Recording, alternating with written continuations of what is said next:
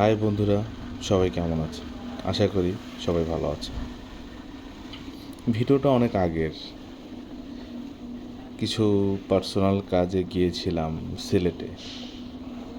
ঠিক সেই সময় বৃষ্টি আর আঁকাবাঁকা পথ বেয়ে পাহাড়ের কোল ঘেঁষে যখন ছুটে চলা,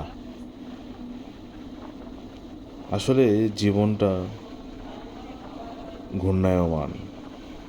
পৃথিবী ঘুরছে, আমরা ঘুরছি, চারদিকে এত সুন্দর বিস্তৃত সবুজের সমারোহ দেখতে আসলে ভালোই লাগছে। পাশে পাহাড়, তার পাশে বড় বড় গাছ, পাহাড়ের গায়ে ভেসে চা বাগান। আসলে এটা বাইরে না গেলে দেখাটা অনেক হয় না। আসলে কিছু কিছু সময় ঘুরতে যেতে হয়। আসলে আমরা ঘুরতে যেতে চাই, কিন্তু যখন চিন্তা করি যে খরচ হবে, তখন আমরা আসলে যেতে পারি না।